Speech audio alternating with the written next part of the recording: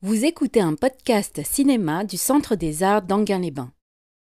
Bonsoir, donc aujourd'hui on passe à, je dirais pas à un autre genre de Kurosawa, parce qu'en définitive c'est quand même, lorsqu'on regarde bien ces films, et surtout qu'on examine la façon dont il travaille le cinéma, on a toujours quand même les mêmes constantes, mais il est vrai que les sujets, eux, ont l'air différents les uns des autres.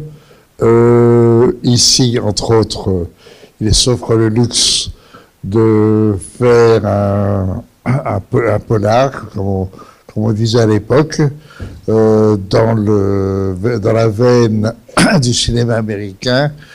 Mais un polar revu, corrigé par un japonais qui, à ce moment-là, redistribue toutes les donnes et recompose tout. Donc vous avez un film tout à fait passionnant sur comment faire un polar américain quand on est japonais et comment faire en sorte qu'un film japonais qui fait un film américain ne peut en aucun cas être un film américain. Donc c'est un film totalement japonais jusqu'au bout, du début, du premier plan jusqu'à la fin. Alors ça, c'est la première chose. La deuxième chose, je dirais pas la deuxième d'ailleurs, je dirais plutôt la première chose tout le temps. C'est-à-dire que peut-être que dans les films que nous avons vus précédemment, bien sûr qu'on a remarqué, enfin j'ai essayé de vous faire remarquer la construction cinématographique et en particulier la construction plastique du cinéma de Kurosawa.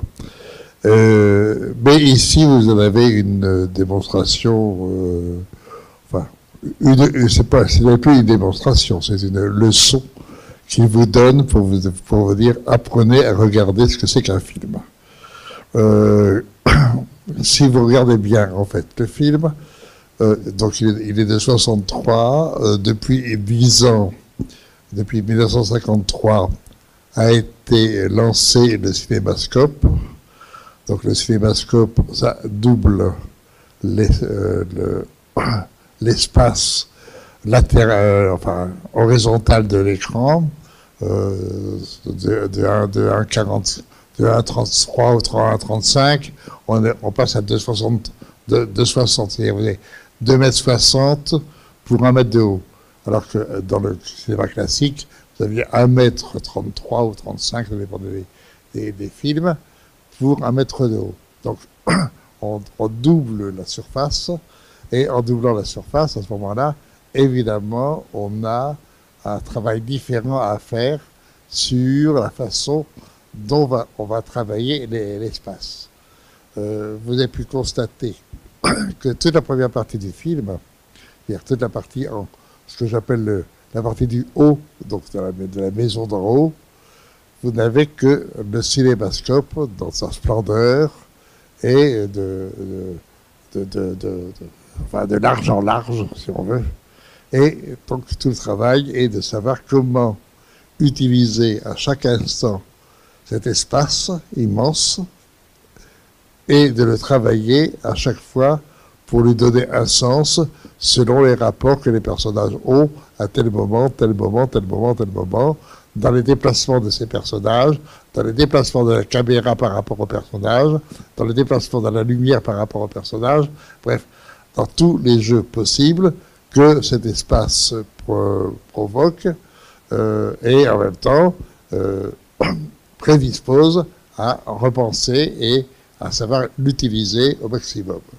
Donc vous aurez cette première partie, et cette première partie, dans un espace qui est un espace nouveau. Il y a ça commence par une discussion d'affaires. Est-ce qu'un groupe va prendre le pouvoir dans une industrie de chaussures, d'autres groupes va prendre le contre-pouvoir, et puis d'un seul coup arrive à tout autre espace qui éclaire autrement le dispositif premier des rapports de force, qui sont des rapports d'argent, par un enlèvement d'enfants qui, d'un seul coup, va perturber et redistribuer tout cet espace mental et cet espace, je dirais, financier et cet espace de combat individuel en même temps qui est en train de s'établir et qui va former cette première dramaturgie qui est la très longue dramaturgie de cette première partie de, de l'affaire qui éclate dans la maison du riche. Puis, vous avez pu constater que en deuxième partie, c'est-à-dire presque une heure, même je pense qu'il y a une heure de première partie comme ça, uniquement sur l'horizontalité et la complexité, avec en plus le jeu évidemment qu'il faut cacher, les rideaux qui cachent, etc. Donc on doit voir, on ne doit pas voir, etc. Enfin, tout un jeu sur le regard que l'on cache et qu'en même temps que l'on montre et que l'on démontre. Et ensuite, vous avez une deuxième partie qui commence avec l'admirable moment où on change de niveau. On change de niveau, pourquoi? Parce qu'on passe maintenant au train, c'est-à-dire entre le haut et le bas.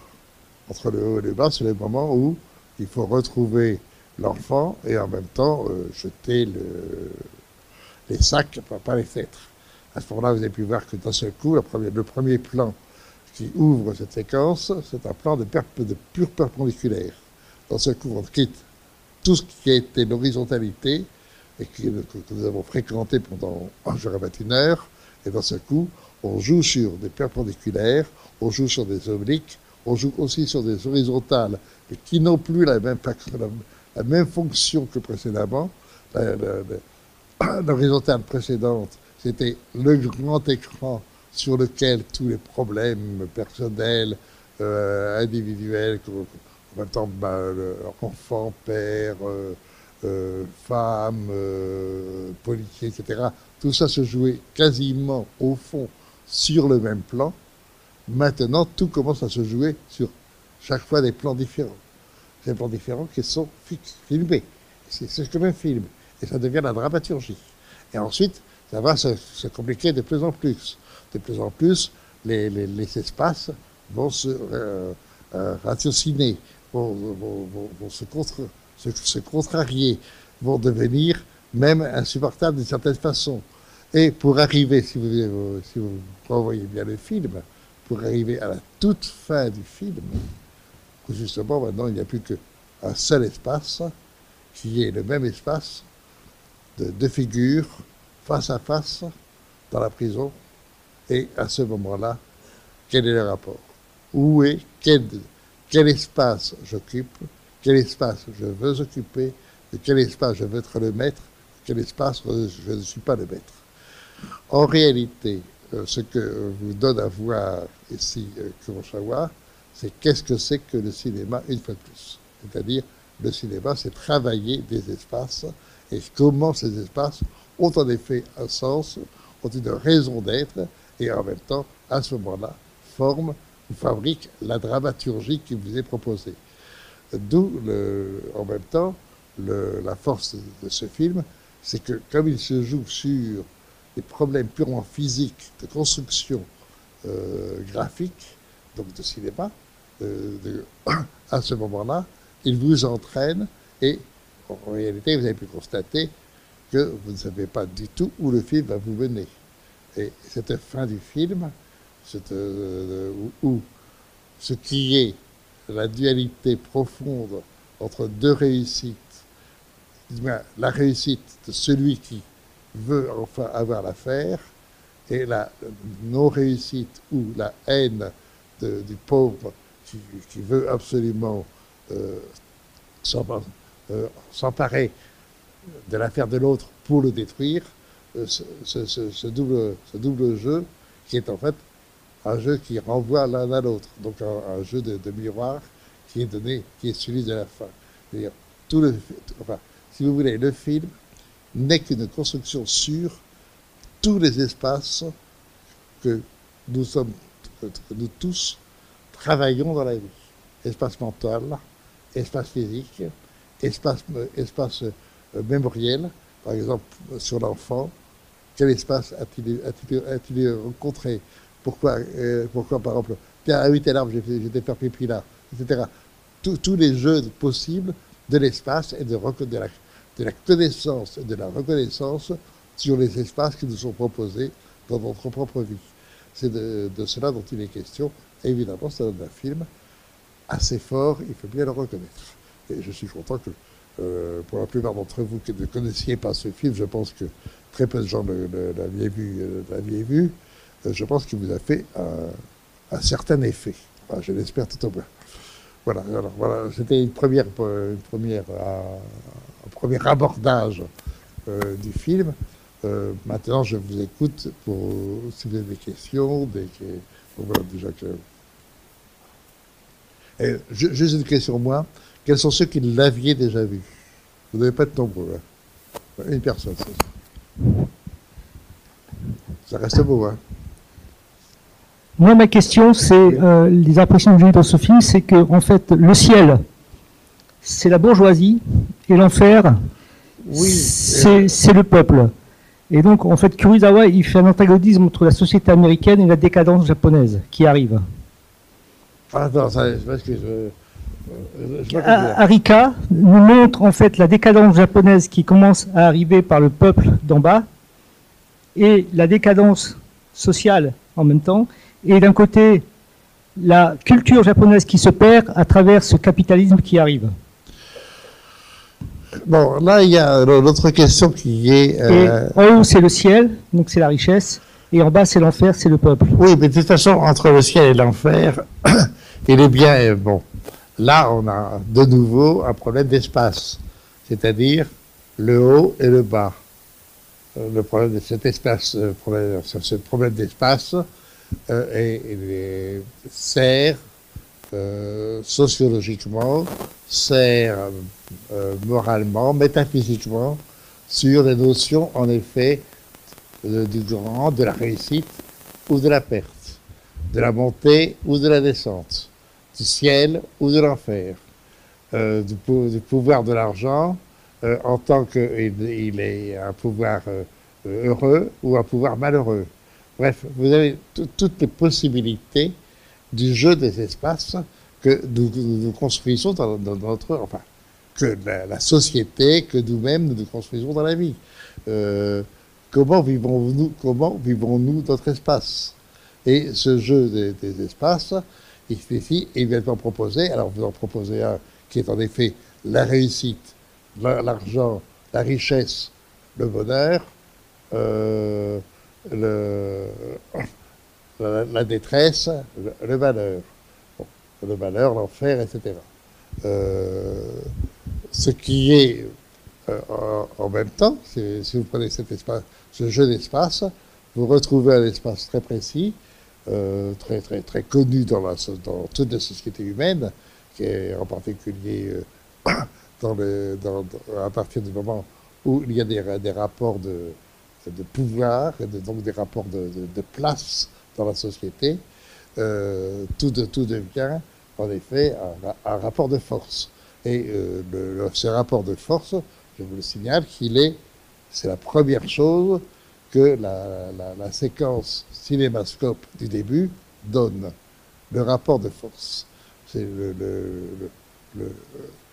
comment ça s'appelle, le Gondgo, enfin je me dis toujours les noms, le patron veut avoir un rapport de force. Évidemment, le domestique, qui est le père de l'enfant, ne peut pas avoir ce rapport de force. En même temps, on veut avoir un rapport de force. Et donc, d'emblée, le jeu de la place est immédiatement posé.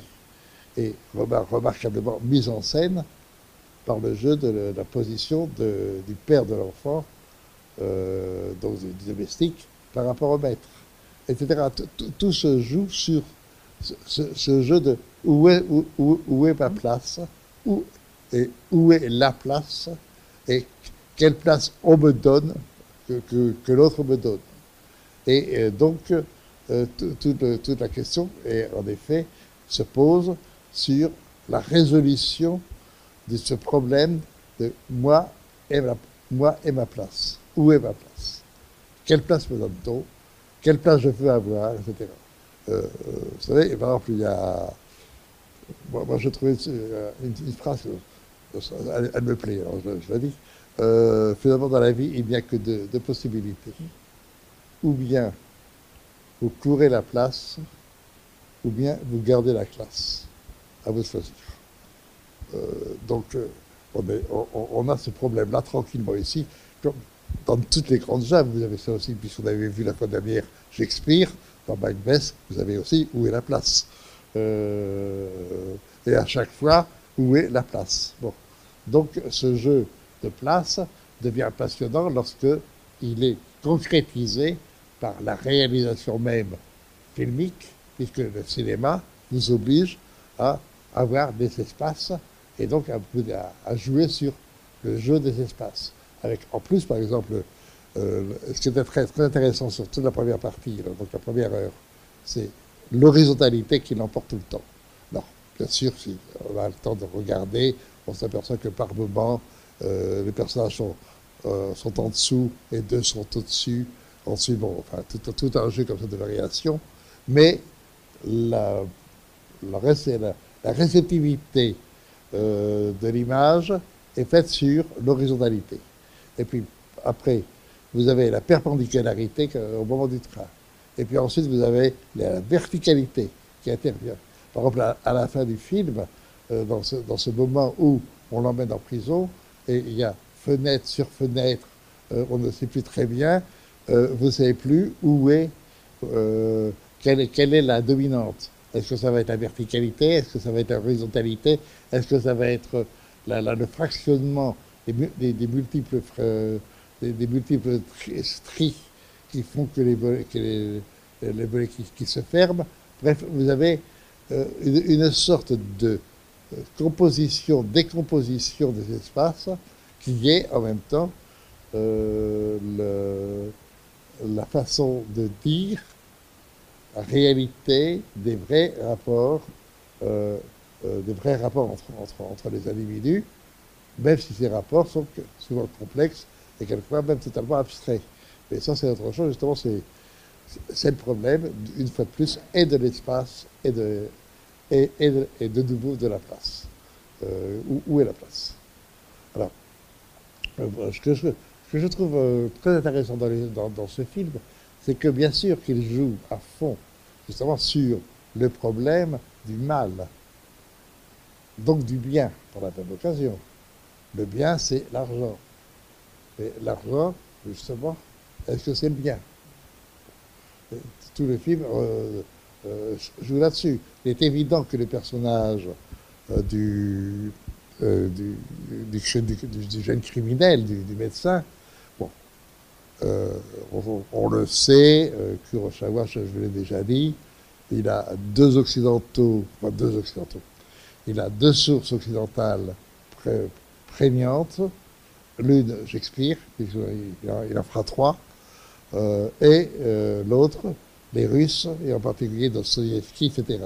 Et il est évident que ce personnage du jeune médecin, vous l'avez dans Karamazov, ou dans toute la littérature russe de la fin du XIXe siècle, c'est-à-dire de la révolte et de la révolte totale sur, enfin, à la fois par le terrorisme, c'est vrai aussi, mais par le... Ah, zut, bon. Comment? J'entends pas. Oui, enfin, je vous dis oui. Quelquefois, ça, c'est l'avantage de l'âge, on oublie les mots. Donc, mais c'est de cela. Par exemple, alors que vous avez des Japonais qui ont travaillé à partir en particulier de Maupassant. Mais par exemple, Kurosawa, je ne lui vois pas un seul cinéaste, un seul littéraire français qui l'ait inspiré. Même Maupassant ne l'a pas inspiré, ce qui est quand même assez rare. Enfin bon. Ça c'était une parenthèse. Alors, je ne sais pas si j'ai répondu à votre question. Non, pas du tout. Oui. Non, pas du tout. Non, parce que là, vous discutez vous discutez de technicité du film. Moi, je discute du contenu du film. Voilà. Mais c'est la même chose. Et donc, en fait, non, parce que, bon, que ça soit technique, je comprends très bien Kurosawa, parce que c'était un maître de l'art. Maintenant, je pense qu'au niveau pensée qu'il a voulu donner aux spectateurs et au peuple japonais et américain, c'est qu'en fait, il montre carrément une décadence qui est en train d'arriver. Et que ce soit du côté américain et que ce soit du côté japonais. Quand on voit la dernière scène dans les bars avec le monde décadent, on voit le jazz, on voit que c'est écrit en américain, alors que c'est un film japonais. Dans cette autre... Là, vous en parlez en occidental. C'est un film qui montre l'Occident, qui montre l'Occident comment il est fait. Entendons-nous bien. Le cinéma japonais, bon, je ne fais que le répéter, est un des plus grands cinémas du monde. Bon. Et cela déjà depuis à peu près 1910. Enfin, il faut attendre 1920, 1930.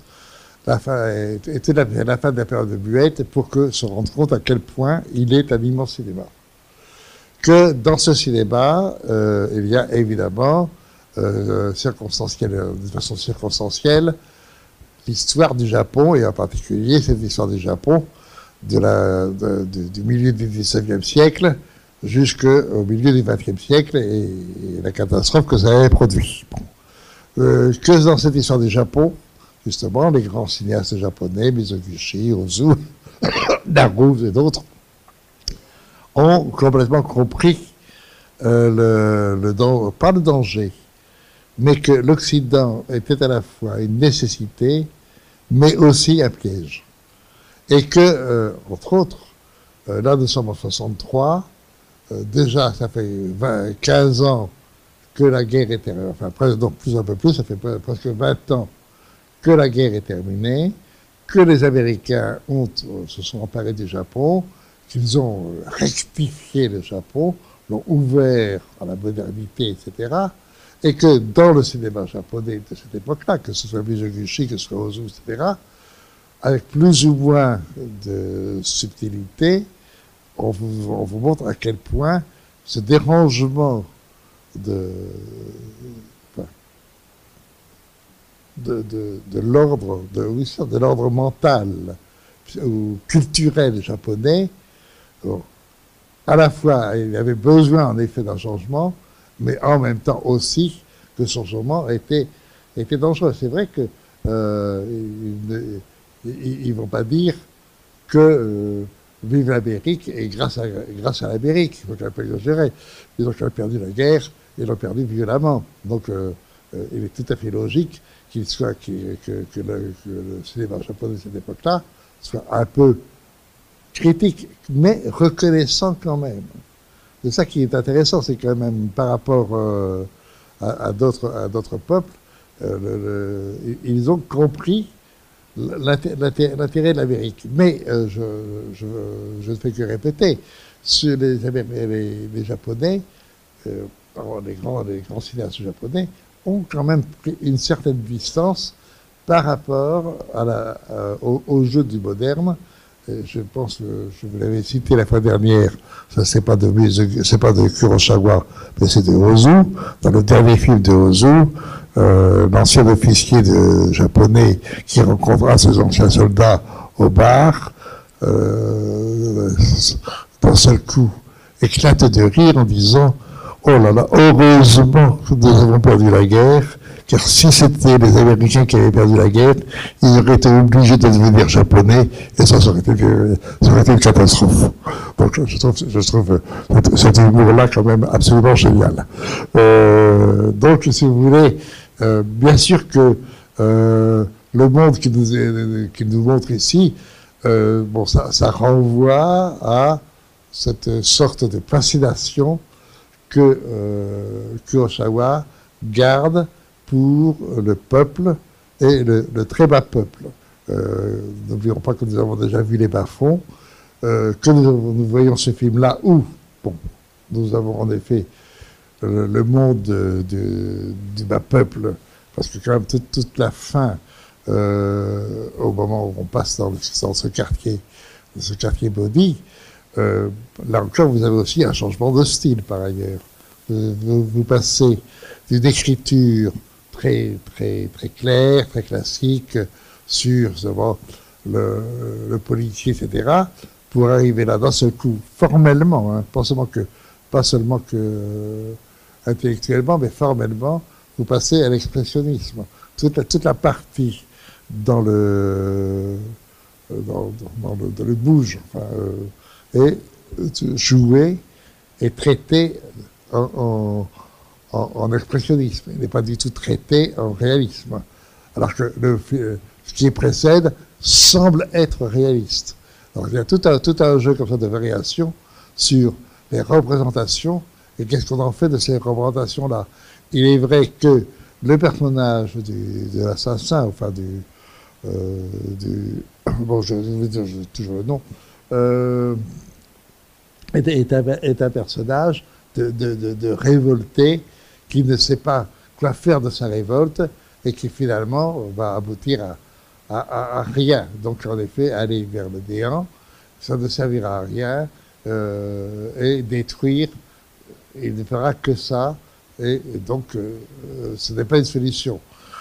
Reste à savoir si le rideau se fermant sur lui, ne reste plus qu'un seul visage sur l'écran, c'est celui de notre héros, donc de notre industriel, qui lui représente quand même les valeurs nobles de l'argent, de la situation, de la position, de la place, etc. À la fin, c'est lui qui a la bonne direction. Voilà. On est là dans tous les sens du terme. Quand on commence à rentrer dans le sens profond des œuvres, et c'est pour ça que je tiens énormément à le dire et le redire, c'est qu'en définitive, en art, quel qu'il soit, que vous preniez la musique, que ce soit la littérature, la peinture, etc., c'est à partir de l'expression plastique, graphique, littéraire, que les choses se disent. Ce n'est pas dit de l'extérieur, c'est dit de l'intérieur. À vous de comprendre ce que disent les formes. Alors, sans tomber dans le formalisme. Le formalisme, c'est l'extérieur. Les formes, c'est les sensations que nous éprouvons. L'art, c'est qu'est-ce que nous ressentons. Et faire en sorte que ce que nous ressentons intérieurement soit exprimé extérieurement par les formes même de l'expression, que j'appelle par l'écriture, quelle que soit l'écriture, de quel quart que ce soit. Et au cinéma, c'est pareil. Là, vous avez un exemple parfait, vous avez un exemple où l'expression se fait par l'écriture. Si vous restez sur le sens de l'histoire, oui, bien sûr que vous aurez, bien sûr, mais vous n'aurez pas la force, je dirais la force vitale de ce que l'on ressent dans ce film. Parce qu'il y a beaucoup de choses dans le film en même temps. Par rapport à l'Occident, enfin, ceci étant dit, par rapport aussi à l'Orient, parce que l'Orient aussi travaille le mélodrame, mais il ne travaille pas de la même façon. Mais là, tout le début du film est très mélodramatique. Le père, l'enfant, etc., le choix, la décision, qu'est-ce que je fais pas, etc. Tout ça est très travaillé sur le mélodrame. Et peu à peu, on quitte le mélodrame pour, à la fin, n'avoir plus que ce vis-à-vis de l'autre, c'est-à-dire de soi-même. Quand même des grandes données je dirais de la vie, c'est le 1 n'existe pas. Le 1, c'est une dualité qui ne s'est pas encore rompue. Voilà. Donc le 1, c'est une dualité provisoire. Mais la vérité, c'est que le 1, c'est Big Bang. C'est le mouvement. Donc vous n'aurez jamais du 1 réellement. Alors, en même temps, vous en avez, forcément. Car vous ne pouvez pas y échapper. Donc c'est comment dirais-je, une nécessité absolue et en même temps, non. Vous avez le 1 plus 1 plus 1, la montée, le 1 moins 1 moins 1, la descente. Mais, bon, après vous vous débrouillez avec. Mais je dis ça pour une raison simple, c'est qu'en art, le problème est celui de l'autre. Et pas que dans l'art, dans la vie. Enfin, moi, c'est l'art qui m'intéresse, l'autre. Et l'autre, c'est d'abord soi-même. Je suis moi et je suis l'autre. Où suis-je? To be or to be, comme disait l'autre. Donc, c'est pas si simple.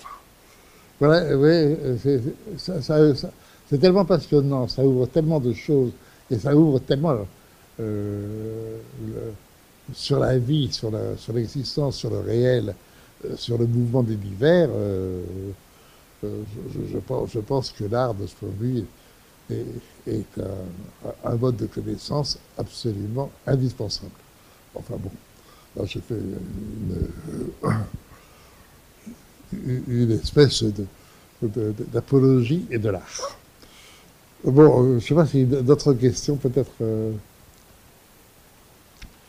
Je ne cache pas que je n'ai pas trop envie de rester ce soir parce que je sors comme beaucoup de gens peut-être entre vous, de cette période de maladie qui fait que je ne suis pas au mieux. Enfin bon, s'il y a quand même des questions à poser, allez-y. Est-ce qu'il y a une dernière question éventuellement, alors peut-être? Bon, ben dans ce cas... courage. Hein, ouais. Oui, ne veut pas vous en empêcher. Pardon? Voilà, bon, ben, parlons de la prochaine fois. Alors justement, la prochaine fois, on va vous projeter Yojimbo, hein, le garde du corps. Quoi donc? On va projeter Yojimbo, le garde du corps de Kurosawa. Ah oui. La prochaine fois, donc en février. Voilà, le fameux film qui a inspiré pour une poignée de dollars de Sergio Leone, c'est ça, voilà, donc, et puis on aura le même mois, on vous proposera aussi un autre film, mais qui ne sera pas présenté par Jean Douchet, qui est Vivre dans la peur, voilà, de Kurosawa également. Mais en même temps, juste pour ceux qui seront là, rappelez-vous l'importance très provisoire du tramway dans le film, car vous allez le retrouver dans Death Canada. Death Canada, oui, d'accord. Qu'on verra donc en fin de cycle. J'ai dit ça aujourd'hui, on en reparlera plus tard. Mais comment Kurosawa se resserre du bruit spécifique du tramway pour reconnaître où est l'enfant, et qu'on va retrouver, en revanche, réutiliser ce bruit du tramway dans Death Canada. Bon, vous allez le voir, donc pour savoir pour en souvenir. Voilà, on va écouter en tout cas, bonne soirée. Merci beaucoup.